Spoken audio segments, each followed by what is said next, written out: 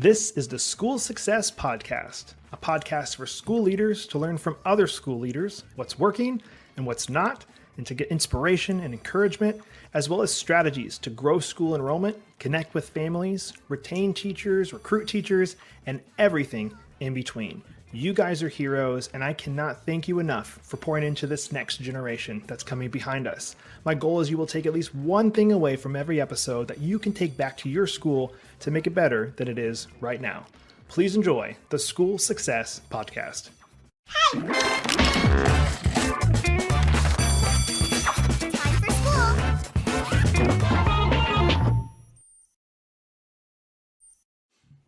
Hey, school success makers. Today we're joined by my new friend Katelyn, who is the head of school at her Montessori school, which is right outside DC in beautiful Virginia.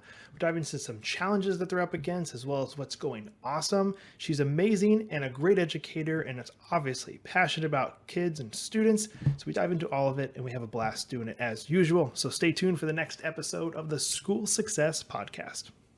Well, hello, everybody, and welcome to another edition of the School Success Podcast. I'm your host, Mitchell Slater. I'm joined by a new friend out of Springfield, Virginia, Katelyn, who is the head of school at the Springs Montessori School. She's doing amazing things over there. We're going to dive into some challenges, giving them some frustrations, as well as, hey, what's working and doing awesome for them. But I don't want to take, again, any thunder away from her. I'm going to pass it off to her to introduce herself. So, Katelyn, welcome to the podcast. Thank you, and thank you for having me. I'm excited to be here. Like you said, I work at the Springs, and I've been here for about 6 years. I've served in a number of different roles at the school. This is my first year as the head of school here. I'm actually a co-head of school, so there's two of us sort of sharing all of the responsibility, thankfully. But yeah, I'm really happy to be here. Thanks for having me. Well, I'm glad and stoked to have you and to dive in. I love, obviously, the Montessori education styles. I've had a couple of people on the podcast for that. So let's dive into that a little bit. So is your background Montessori, or is that something you kind of fell into when you got the job first at the Springs? Yeah, so this will probably differ from most people that you've talked to about Montessori, but no, I had no intentions of going into Montessori at all. I had no idea even what it was, to be honest. When I was in college, I was a criminal justice major. Decided I wanted to move to a different city after graduating. I ended up finding the Springs and applying for a position here, actually to be a teacher. Sort of decided, I don't think that I want to stay a teacher, and thinking something more on the admin side, and they just happened to have a position at the time that they were starting, and so I just sort of happened upon Montessori. I sort of thought it would be a stepping stone for me, and then I, like you, fell in love with the philosophy, and here I am 6 years later. Man, that's quite the change. So going to school for criminal justice and then switching to be work at a school, now head of school. Did something click and you were like, I do not want to do anything in criminal justice. I got to find something different? Yeah, no, not at all, actually. I just was getting closer and closer. It was to moving, and it was just sort of a practical decision. I needed to have something to pay bills, and this is something I had worked in childcare for many years, and I knew childcare, and I knew that I would likely be able to land a job in childcare. So I thought, okay, I will do this, maybe even just for a couple months until I can find something in my field. Because I wanted to work with like an at-risk youth population or do something along those lines. But again, once I was here, I really was enjoying what I was doing, and I liked Montessori a lot. And so I just decided to stick with it instead. All right. Well, with the Springs, let's talk about the school for a little bit. You guys from babies to 12th grade? What's the age gap you guys share, or you guys educate? Yeah, so we have infants. We accept students as young as 6 weeks. We've never had a 6-week-old, but we would accept them. And then we go through 12 years old right now. So we do have an upper elementary program. We are actually going to be closing that program at the end of this year, and so we will go up to the 3rd grade. Okay. Out of curiosity, why that decision from you guys? Yeah, we opened our elementary program the year that I started here, so about 6 years ago. And the upper elementary program has always been a little bit of a challenge. Springfield is in Fairfax County, Virginia. I don't know the latest, but when I moved here, Fairfax County public schools were rated number 2 in the country. And so we're competing with a pretty strong public school system, for one. And so it's difficult to retain students. The other thing is every year we're shrinking in population in terms of moving from one grade to the next. So when we move from Children's House to our lower elementary, we have 5 Children's House classrooms. And so 5 Children's House classrooms going into one lower elementary is fine because there's this huge pool of students to pull from. But since we only have one lower elementary, we only have those, let's just say we have 10 kids in first grade. So every year to get to second grade and then third grade and fourth and so on, we're only pulling from those 10 children. And so anytime someone leaves, it's a big hit for the community. And so right now we have 4 children in our upper L. So from a sustainability and really authentic Montessori perspective, we weren't able to offer sort of that mixed age group, and a class size should really be far more than 4 children. Okay, got it. So is it something that you guys are open to or interested in growing to eventually? Again, it could be whatever the board or yourself, like we want to get to be a K-12, like all the way through 12th grade school, or that not really in the playing cards or vision of the school? As of right now, I don't think those are in the cards, especially having to just close our upper L. I think that we would there definitely is a demand for Montessori middle schools, and especially in this area, and then on to high school. There's so few high schools. I know there's more and more every year, but there's so few in general in the United States for Montessori. You'd really need to, I think, establish a pretty strong community with other schools in your area to be able to feed everyone into the same program, because unless you have this giant school, which there aren't any here that I know of. I mean, there's some chains that are popping up here and there. I'm sure you either talk to somebody who works for them or have heard of them at the very least. So maybe they'll be able to do it, but our school community would just, I think, be too tiny. Okay. And has it been hard to get some of the new students coming in when you have when you do have openings because of people not knowing or familiar with the Montessori method, or is it pretty easy? Like, do you have a waiting list of people that are wanting to get into the school when there is an opening? Yeah, for infants through Children's House, especially with COVID and other, schools having to close and things like that, we definitely have a wait list. I'm constantly going through it. We're in enrollment season now, so I'm sort of dwindling it down at this point. But at one point, we probably had between the 3 age groups over 100 people on it. So we're definitely not having the issue of getting students to enroll. Getting students to enroll whose families know Montessori very well, I think, is a little bit different. But the want, I guess, is definitely there. Okay. What is it like for a family that comes in that doesn't do Montessori at home or doesn't know Montessori? Is it at all awkward or a culture shock for them? They're like, wait, why are you're combining, kids together in a classroom that are different ages? Or is there ever a disconnect that happens with that? Or they're kind of like, it's whatever, it's cool. Yeah. I know, it definitely varies family to family. We try to do as much parent education as we can on the front end. So during our tours, definitely talking about mixed age groups. You have such a short window, our tours aren't 3 hours long, and, there's hundreds of books in Montessori. So we're not giving them the in-depth, philosophy, but want to at least give them the bare minimum so that there isn't at least culture shock. I would say for some families, there's confusion, I guess would be a good word, on why we're asking children to do so much. At home, they do lots of things for their children. And so when we have expectations for their child or, are trying to encourage them to do things independently, I would say at times there are families who feel confused by that and, why aren't you doing it for my child? They need the help, etc. Okay, gotcha. One of the things I thought was really cool, and obviously what I love about Montessori was just the independence at a very, very young age that you're kind of instilling in a child. And obviously they're pretty smart to do certain things. I mean, they're not geniuses, but they're little geniuses, I guess, in a way.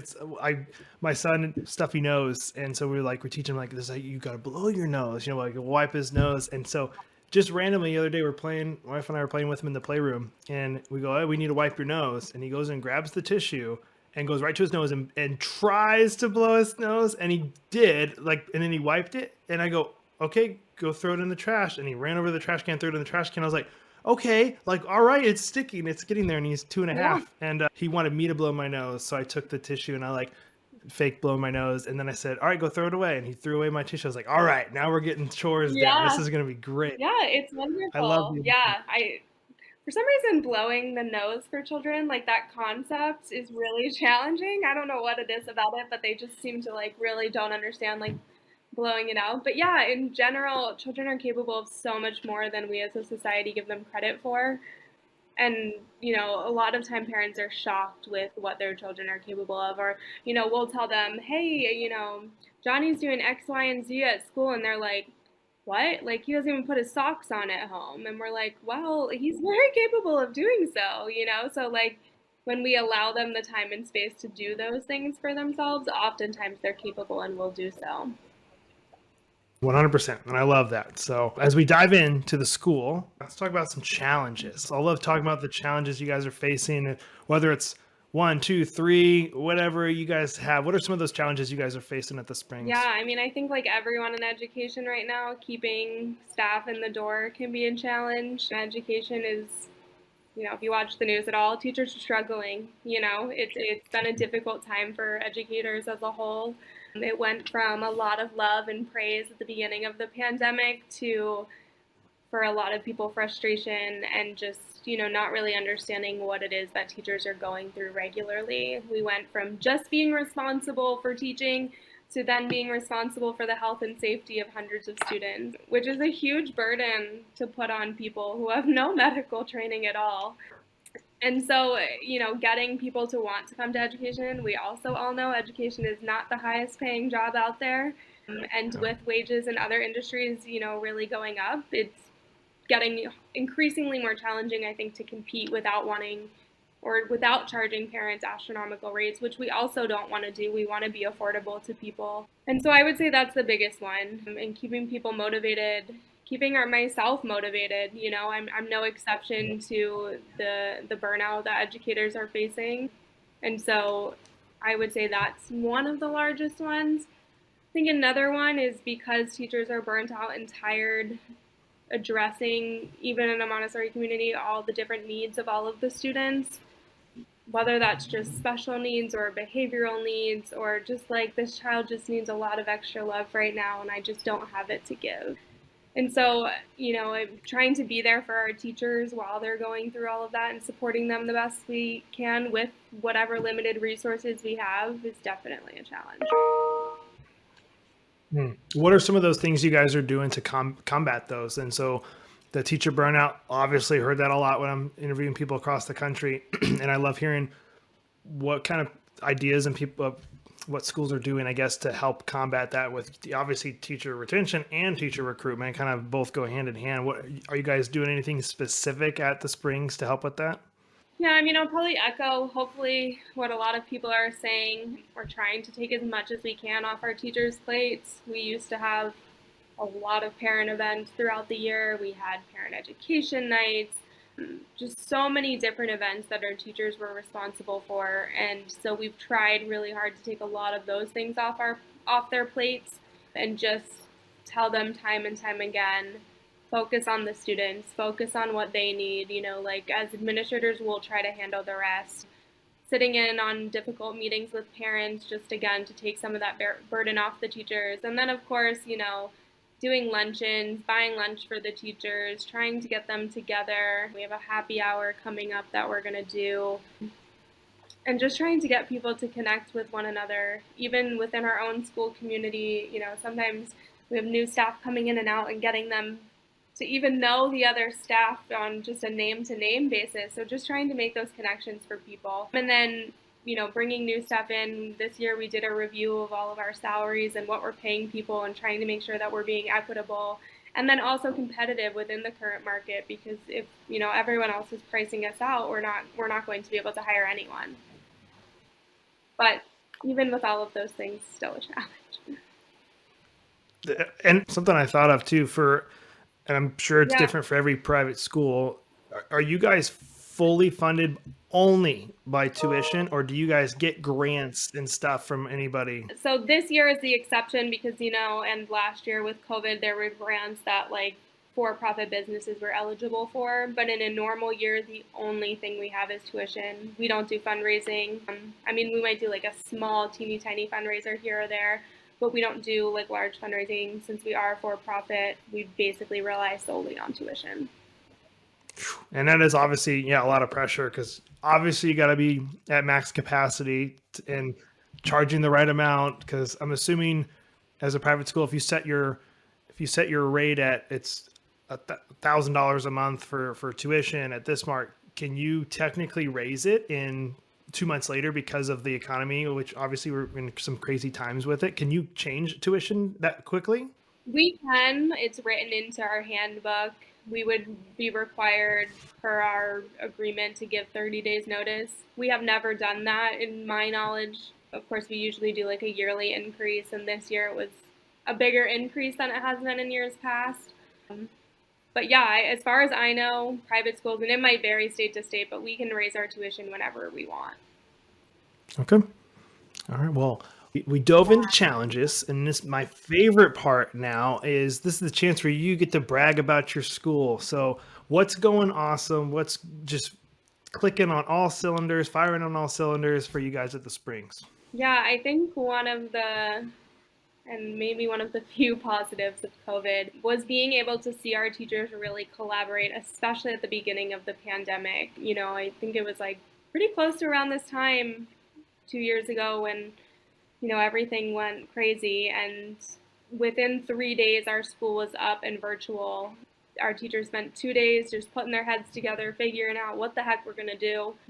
And it was really, again, it was really hard, and everyone was probably very miserable, but there was almost like some beauty in it, seeing everyone work together in ways that we hadn't before. Even assistant teachers, were pitching in on things that they normally wouldn't have a part of. And just seeing everyone really collaborate, I think it has lessened a little bit as we've come back in person, but I think that experience bonded so many people that there is a level of collaboration that I don't think previously existed.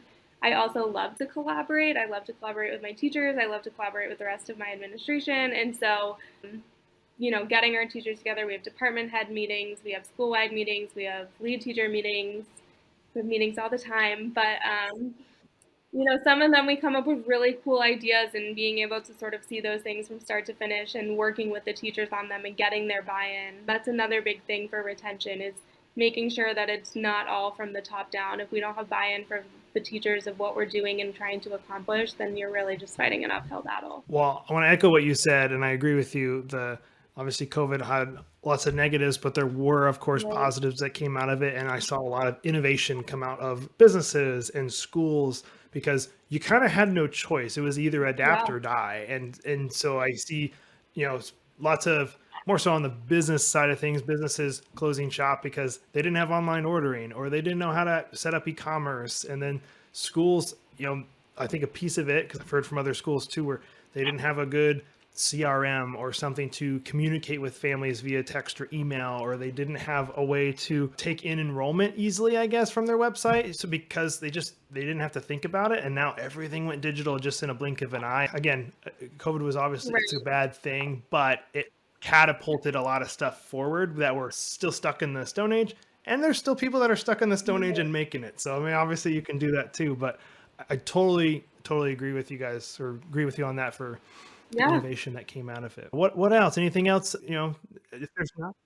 We sort of already touched on it, but recruitment of students, again, I think I don't even want to call it a positive, because for a lot of people and a lot of schools, it caused them to have to close down. But for the schools that remained open, I'm currently in training for Montessori, and one of my classmates was just, emailing. We all have our little email chat, and she was like, "This is the first time we've ever had a wait list. Like, does anybody have a wait list letter to send out? I've never had to do this before."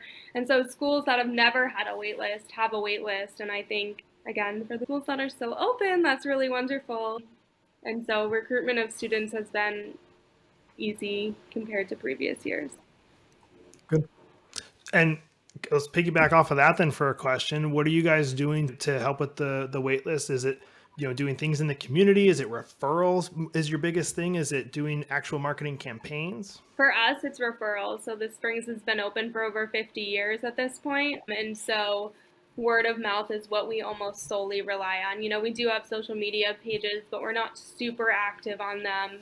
And yeah, just word of mouth. Most of our students, I would say, or drive-bys, people will tell me like, oh, we drove by and we saw you. We didn't even know you guys were here, that sort of thing. But I would guess 75% are like, oh, my friends go here, or, my family so-and-so told me about it. Definitely heavily. We are fortunate to not have to really do a lot of advertising. That's fantastic. And I think you guys are still, quote unquote, a smaller school. I'm assuming, like, what's your total enrollment for those grades that you have now? Yeah, so for our elementary program is really small. It's just 2 classrooms. There's only about 40 kids total. But the rest of the school as a whole, my whole student body is about 225. So yeah, I would assume based globally, we're probably fairly small. Okay.